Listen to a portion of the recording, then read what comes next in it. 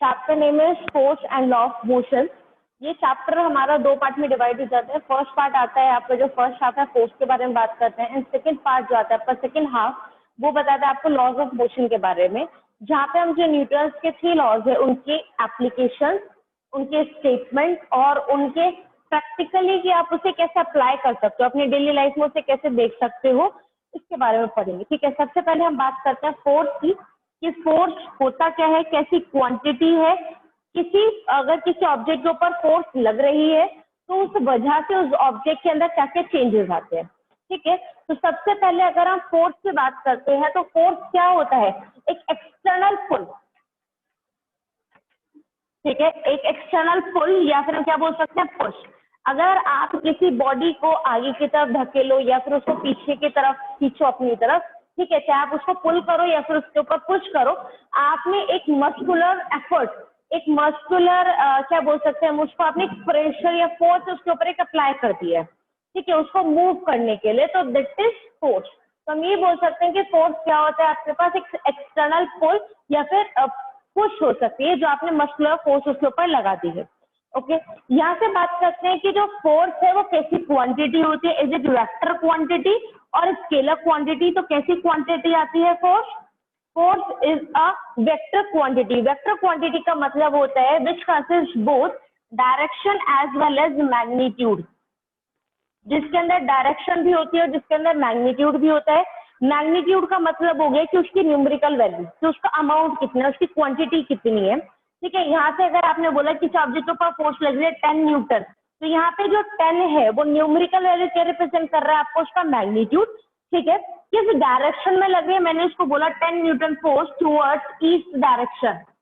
कहाँ पे लग रही है, ईस्ट डायरेक्शन में लग रही है। तो डायरेक्शन तो हो गई कि किस दिशा में, किस डायरेक्शन में वो लग रही है, डाउनवर्ड लग रही है, अपवर्ड लग रही है, या फिर आपका right to left, left to right, या फिर आप प्रॉपर डायरेक्शन बोल सकते हो, आप देखिए नॉर्थ की तरफ है, साउथ की तरफ है, ईस्ट में है या वेस्ट में है, जिस भी पर्टिकुलर डायरेक्शन में आपका एक्ट करती है, ठीक है, वो क्या हो जाएगी उसकी डायरेक्शन, और जो उसकी न्यूमेरिकल वैल्यू वो क्या देगा आपको, उसका मैग्नीट्यूड देगा। तो वो क्वांटिटी जिसके अंदर डायरेक्शन और मैग्नीट्यूड दोनों टर्म होती है उसको क्या बोला जाता है, उसको वेक्टर क्वांटिटी बोलते हैं।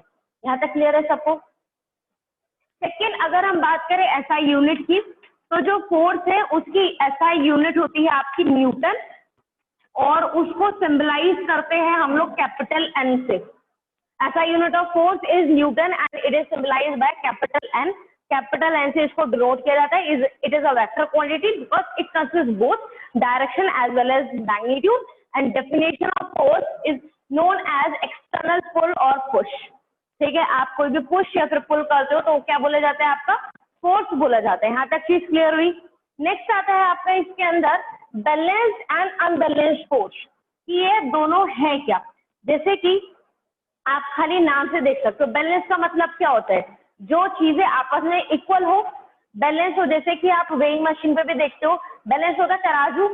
तराजू में क्या होता है, हमारे पास 2 लेवल्स होते हैं, आप क्या करते हो दोनों के अंदर सामान रखते हो, जिधर सामान ज्यादा होगा वो टर्म नीचे जाएगी, वो लेवल नीचे जाएगा, अपर साइड क्या होगी आपको ऊपर की तरफ चली जाएगी। तो वो कंडीशन कैसे होगी, आपकी अनबैलेंस्ड हो गई। और बैलेंस कंडीशन की जहां पे आपके दोनों लेवल कैसे होंगे, एक इक्वल लेवल में होंगे। तो हम यहाँ से 2 टर्म्स में इसको डिफाइन करेंगे। एक तो होगा आपका बैलेंस फोर्स और एक आती है आपकी अनबैलेंस फोर्स।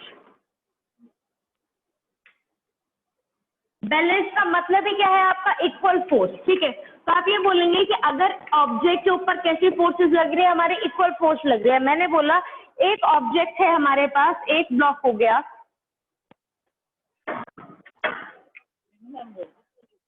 क्लास है अभी अभी आ रही,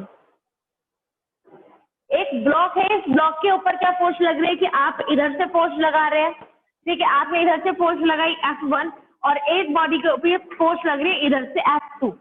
ठीक है, 2 फोर्स लगी, मैं इसके ऊपर और भी फोर्स लगा सकती हूँ, नीचे इसका वेट काम कर जाएगा, ऊपर इसकी नॉर्मल डायरेक्शन फोर्स काम कर जाएगी। तो हम ये बोले कि इस बॉडी के ऊपर मैक्सिमम अमाउंट ऑफ जितनी भी फोर्सेस लग रही हैं वो आपस में अगर इक्वल है, ठीक है, तो आप उसको क्या बोलेंगे, बैलेंस फोर्स।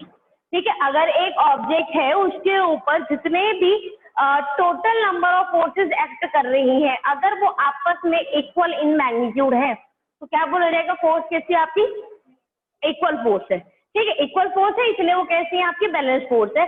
बट अगर मैंने इधर से बोला कि इधर तो आपका ये लग रही है F1 फोर्स जो वो डबल है कंपैरिजन टू किसके, F2 फोर्स के, ठीक है, F1 फोर्स जो यहाँ से लग रही है वो डबल है F2 फोर्स के, तो यहाँ पे आपको दिखाई दे रहा है क्लियरली कि अनइक्वल है, इधर फोर्स ज्यादा लग रही है, इधर फोर्स कम लग रही है, तो आप इसको क्या बोलेंगे, फोर्स कैसी हो गई आपकी, अनइक्वल फोर्स हो गई। तो अनबैलेंस के अंदर आती है आपके एक ऑब्जेक्ट के ऊपर अनइक्वल फोर्स लग रही है, इधर से स्टेबल चेयर को 4 बच्चे खड़े होकर खींच रहे हैं और इधर से सिर्फ 2 खींच रहे हैं, ठीक है, अगर आप ऐसे कंपेयर करें तो इधर की तरफ ज्यादा फोर्स लगेगी जहाँ पे 4 बच्चे खींच रहे हैं इंस्टेड ऑफ जहाँ पे 2 बच्चे खींच रहे हैं।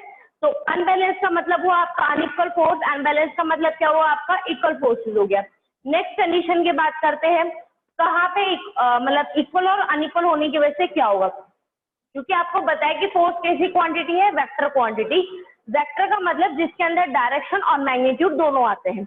अगर हम वेक्टर का सम करते हैं तो नॉर्मल अलजेब्रा की तरह आप नहीं कर सकते, आपको उसके अंदर पॉजिटिव एंड नेगेटिव टर्म्स लेनी पड़ती हैं। पॉजिटिव और नेगेटिव कैसे लेते हैं, देखिए मैथ्स के अंदर हम ग्राफ प्लॉट करते हैं, ठीक है, हमने बोला कि ये क्या है हमारे पास ओरिजिन, यहाँ पे आपके पास पॉजिटिव एक्स एक्सिस है और यहाँ पे क्या हमारे पास नेगेटिव एक्स एक्सिस लेते हैं। इसी तरह से आप बोले कि ये ओरिजिन है, इधर पॉजिटिव वाई एक्सिस आएगा और इधर नेगेटिव वाई एक्सिस, इतना सबने देखा होगा ग्राफ के अंदर, ठीक है। If we move in the right direction from the origin, ठीक है, अगर आप राइट हैंड साइड पे जा रहे हो आपको क्या दिखाई दे रहा है, डिस्टेंस कैसा है यहाँ पे पॉजिटिव, तो आप सारे कोऑर्डिनेट पॉजिटिव ही लेते हो, नेगेटिव तो नहीं लेते इस डायरेक्शन में।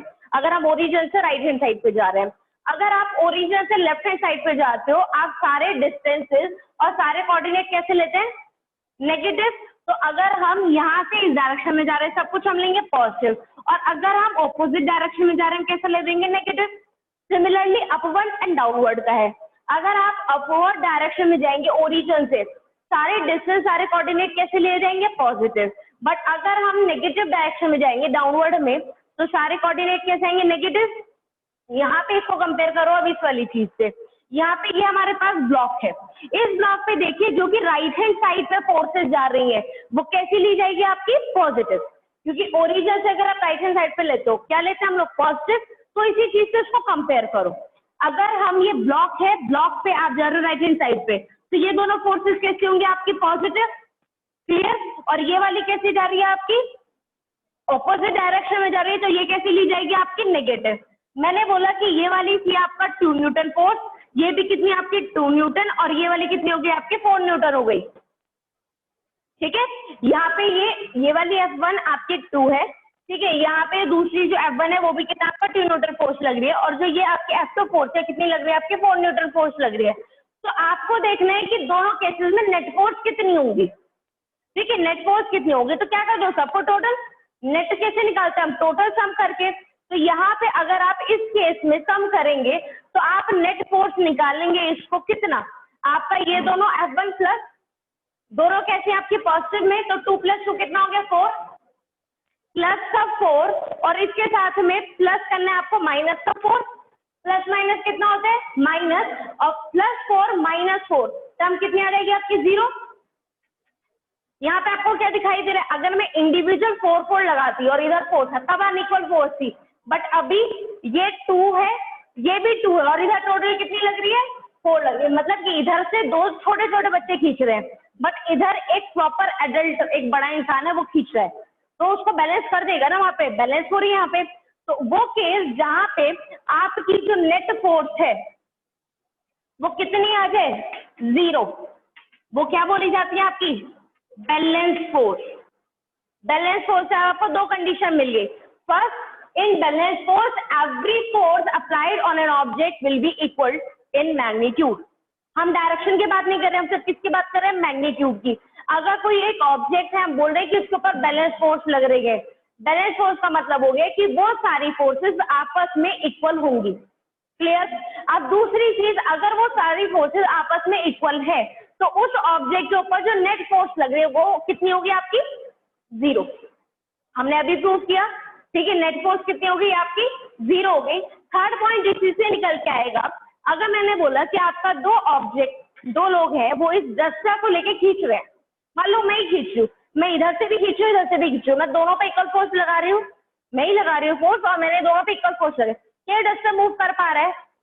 अभी मूव नहीं कर रहा है। बट अगर मैंने इधर से ज्यादा फोर्स लगा, इधर से कम फोर्स लगाई, मैंने ऐसे ही रखा इसको यहाँ पे टेबल पे और मैंने ऐसे खींचना स्टार्ट किया, मैं अपने राइट हैंड से ज्यादा फोर्स लगा रही हूँ इंस्टेड ऑफ किसके, लेफ्ट हैंड के। तो आपने देखा कि ऑब्जेक्ट के ऊपर अनबैलेंस फोर्स है, एक तरफ ज्यादा है एक तरफ कम है, जिसकी वजह से जो नेट फोर्स होगी वो जीरो नहीं होगी, क्योंकि एक तरफ मैंने बोला कि डबल फोर्स है, एक तरफ मान लो 4 न्यूटन है और एक तरफ सिर्फ 2 न्यूटन है, तो नेट फोर्स कितनी बच गई हमारे पास, 2 बच गई, 4 - 2 कितना हुआ, 2 फोर्स बच गई।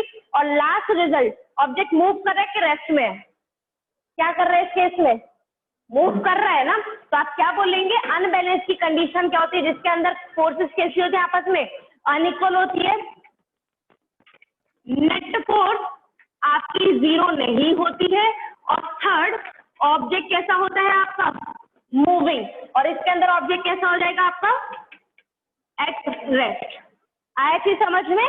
बैलेंस फोर्स का मतलब क्या हो गया, बैलेंस फोर्स अगर आपको डिफरेंशिएट करने के लिए आए तो आप 3 कंडीशन में इसको डिफरेंशिएट कर सकते हो। बैलेंस फोर्स का मतलब हो गया इक्वल फोर्स, और अनबैलेंस फोर्स का मतलब अनइक्वल फोर्स, ठीक है।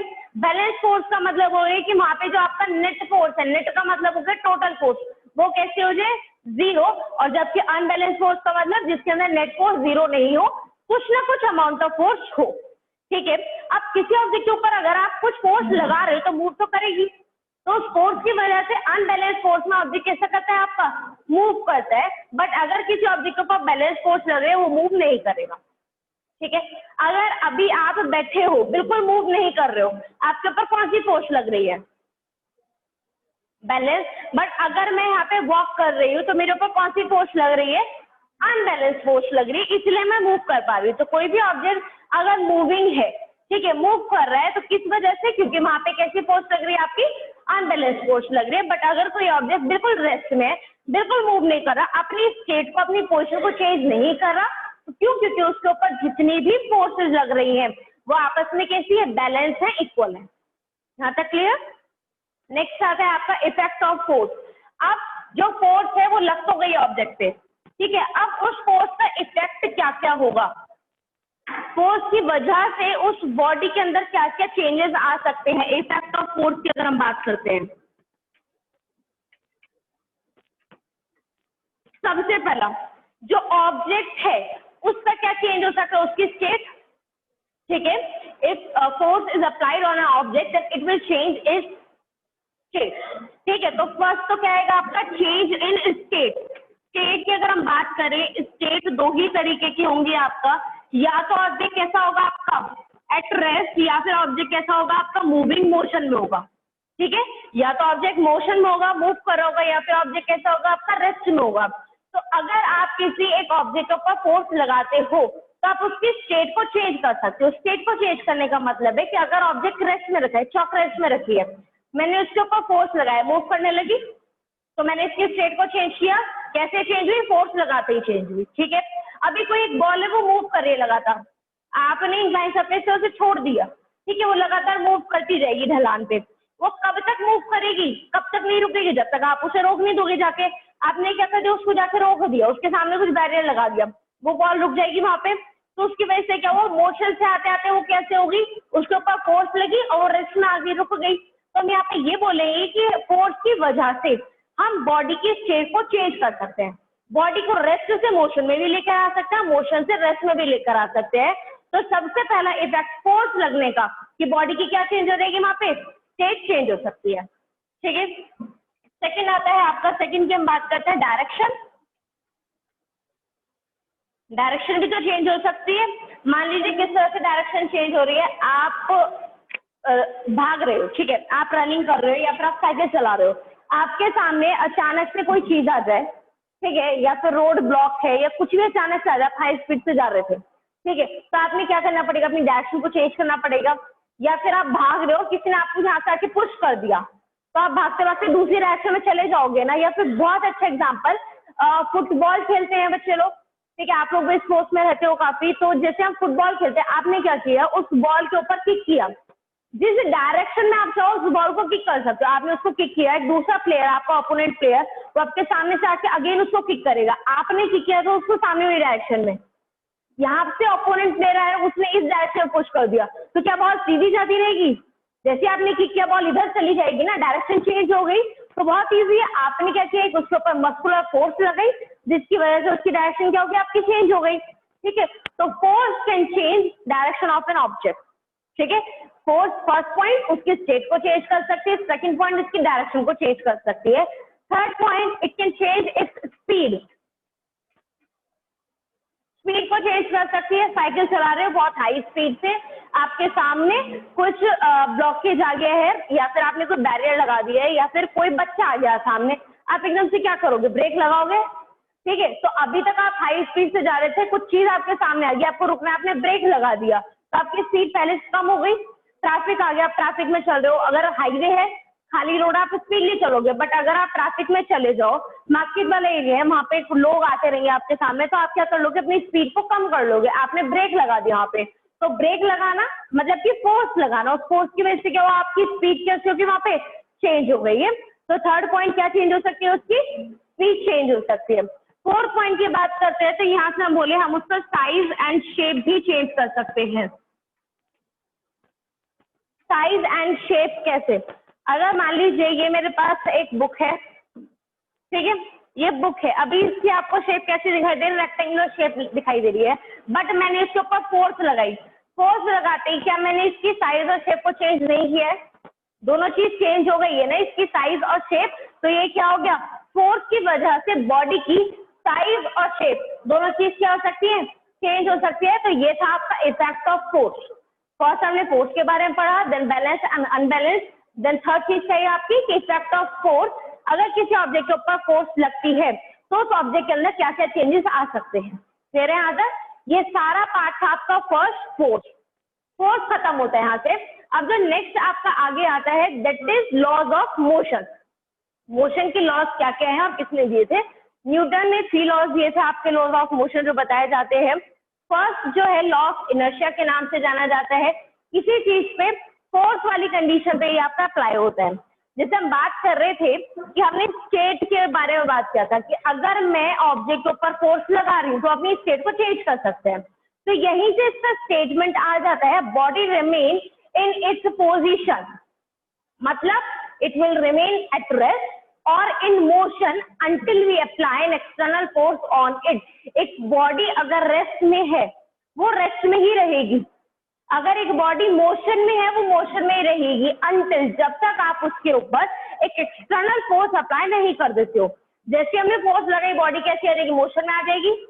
मोशन का मतलब ही यही है कि मोशन में कोई चीज कैसे अपने आप से चलने नहीं वाली, ये कॉपी, ये चौक, ये टेबल, ये सारी चीज अपने आप से चलेंगी नहीं, ये कब मूव करेंगी, जब इनके ऊपर फोर्स लगेगी। ठीक है, तो यहाँ से फर्स्ट लॉ का स्टेटमेंट नाम दिया जाता है लॉ ऑफ इनर्शिया, और बोला क्या जाता है कि बॉडी रिमेन इन रेस्ट और in motion until we apply an external force on it. जब तक आप एक फोर्स नहीं लगा दोगे वो अपनी ही स्टेट में रहेगी। ठीक है, तो नाम क्या है आपका, लॉ ऑफ इनर्शिया बोला जाता है। यहाँ से अगर हम वर्ड की बात करें इसमें इनर्शिया, तो इनर्शिया का मतलब ही क्या होता है आपका, अपोज। ठीक है, आपकी चेंज इन स्टेट का अपोज करना। अगर हम कारपेट की बात करते हैं या फिर ये ठीक है डस्टर है, अभी तक आप देख रहे होगे इसके अंदर व्हाइट व्हाइट दिखाई दे रहा है आपको, डस्ट पार्टिकल है, मैं इसको रब कर रही हूँ तो जो चौक के पार्टिकल है वो इसके अंदर आ गए, क्या वो निकल रहे हैं अभी अपने आप, नहीं निकल रहे हैं। बट अगर मैं इसको बीट करना स्टार्ट कर दूं, मैंने बीट किया, बीट करते आप देखेंगे कि 10 पार्टिकल इसके अंदर से निकलना स्टार्ट हो गए। इसी तरह से कारपेट होता है, कारपेट के ऊपर आप लोग चल के जाते हो तो उसके अंदर 10 पार्टिकल होते हैं, वो अपने आप नहीं निकलते, जैसे आप बीट करोगे उसको स्टिक से वो एकदम से निकलना स्टार्ट कर देंगे। तो वो ये 10 पार्टिकल अगर रेस्ट में हो, रेस्ट में ही रहेंगे जब तक मैं फोर्स नहीं लगाऊंगी। मैंने फोर्स लगाया, फोर्स लगाते ही उन्होंने मेरा अपोज किया, उन्होंने इनर्शियल लगाया, बट क्योंकि उनका साइज कैसा है, बहुत छोटा है, मेरी फोर्स के कंपैरिजन में जो वो फोर्स लगा रहे हैं, जो वो अपोज कर रहे हैं, वो कैसी है आपकी, बहुत कम है, तो वो इतना अपोज नहीं कर पाएंगे और वो बाहर आ जाएंगे। तो ड्यूटी किसकी वजह से हुआ, इनर्शिया। इनर्शिया भी कौन सा, रेस्ट का, किसी रेस्ट में थे, तो due to inertia of rest the dust particle came out.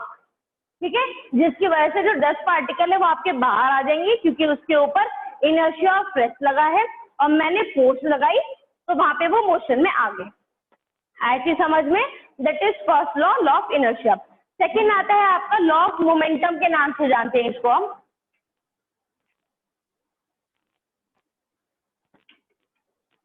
Law of momentum, momentum का मतलब होता है जैसे यहाँ पे अपोज है इनर्शिया, ठीक है, मोमेंटम का मतलब हो गया आपका ease, the ease with which body can move, जिस ईज के साथ कोई भी बॉडी आपको मूव कर सकते हैं उसको क्या बोलते हैं हम लोग, मोमेंटम बोलते हैं। ठीक है, अगर आपका एक चौक है उसके ऊपर हल्की सी फोर्स लगाओगे वो हल्का से एकदम से मूव कर जाएगी, बट अगर एक चेयर है तो आप हल्का सा फोर्स लगाओगे कुछ नहीं होगा, बट आपको क्या करना पड़ेगा, उसके ऊपर ज्यादा फोर्स लगानी पड़ेगी, वो मूव कर जाएगी। ठीक है, तो यहाँ से सेकेंड लॉ का स्टेटमेंट होता है आपका rate of change of momentum is directly proportional to force, और उसका जो मैथमेटिकल एक्सप्रेशन है आप उसको इस तरह से लिख सकते हैं कि dp over dt is equal to किसके है, फोर्स के है, डायरेक्टली प्रोपोर्शनल टू फोर्स। मतलब कि अगर आप किसी बॉडी के ऊपर जितना ज्यादा उसके अंदर मोमेंटम चेंज होगा उतनी ज्यादा क्या लगेगी, इसके ऊपर फोर्स लगेगी। dp ओवर dt का मतलब क्या हो गया, ये है rate of change of momentum. dp का मतलब चेंज इन मोमेंटम, dt का मतलब चेंज इन टाइम। अगर आप मोमेंटम को कैलकुलेट कर रहे हो with respect to time, it will give the rate. ठीक है, जिस रेट के साथ आपकी बॉडी मोमेंटम में आ रही है और अपना मोमेंटम चेंज कर रही है, और मोमेंटम जितना ज्यादा चेंज करेगी उतना ज्यादा उसके ऊपर फोर्स लगेगी। या फिर आप ये बोल सकते हैं कि जितना ज्यादा आप किसी बॉडी के ऊपर फोर्स लगाओगे उतना ज्यादा मोशन करेगी, आप कम फोर्स लगाओगे कम मोशन करेगी, आप ज्यादा फोर्स लगाओगे तो ज्यादा मोशन कर पाएगी। तो यहाँ से dp over dt proportional to किसके आता है, फोर्स के। अगर आप इसे मैथमेटिकल एक्सप्रेस करना चाहे तो किस तरह से करेंगे देख लीजिए।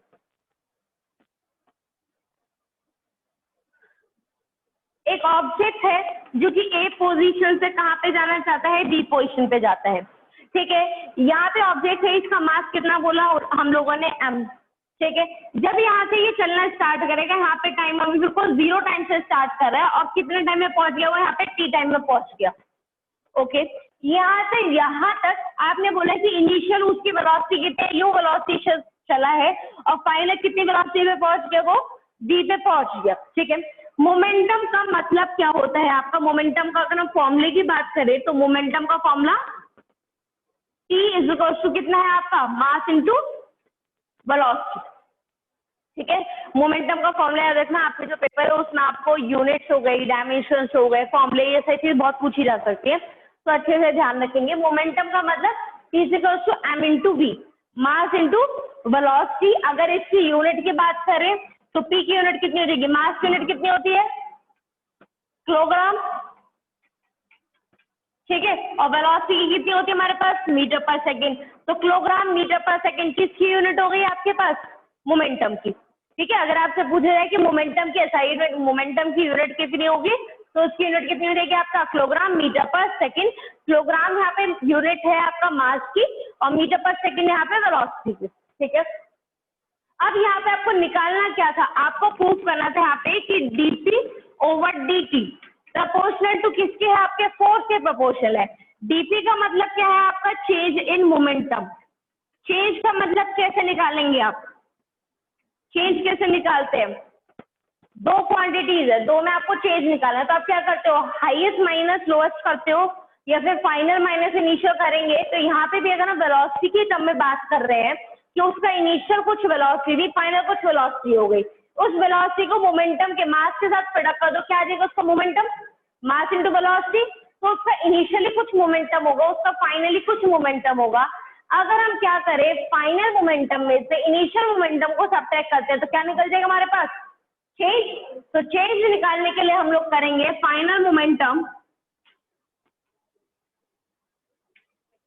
Minus initial momentum. ठीक, final momentum mass into final velocity, initial momentum mass into initial velocity. तो ऐसे टर्म बन जाएगा आपका mv माइनस mu। क्लियर है, तो ये तो निकल गया हमारा चेंज इन मोमेंटम मतलब कि dt। अब आपको क्या निकालना है, dt change in time, final time minus initial time. Total time की बात कर लो, यहाँ से आप कितना टाइम दिया उसने, t टाइम। तो यहाँ से आपकी टर्म क्या आ सकती है, dp ओवर dt तो क्या लिख सकते हैं हम यहाँ पे, प्रोपोर्शनलिटी का साइन हटा के मैं कांस्टेंट टर्म के ऐड कर रही हूँ यहाँ पे, ठीक है। तो के इज इक्वल टू कितना आएगा आपका m v minus m u, और डी टी की वैल्यू कितनी है हमारे पास, टी। ये स्टेप क्लियर है। हमने सिर्फ क्या किया, डीपी ओवर डीटी है, डीपी की वैल्यू कितनी निकालनी, m v minus m u, और डीटी कितना है, चेंज इन टाइम मतलब कि टी। यहाँ पे dp over dt proportional to force था। जब भी हम प्रोपोर्शनलिटी का साइन हटाते हैं we have to add a constant term, तो हमें कांस्टेंट टर्म ऐड करनी पड़ती है। हमने कांस्टेंट टर्म कितनी डाल दी यहाँ पे, के, ठीक है। के की वैल्यू कितनी है आपका, के की वैल्यू होती है 1। इसको आप साइड में रख के खाली ये देखिए कि dp over dt is equal to कितना आता है, एम कॉमन आ सकते हैं यहाँ से। एम अगर हम कॉमन लेते हैं क्या टर्म बचती है, v minus you over T. What is the value of v minus you over T, first equation of motion पढ़ते हैं हम।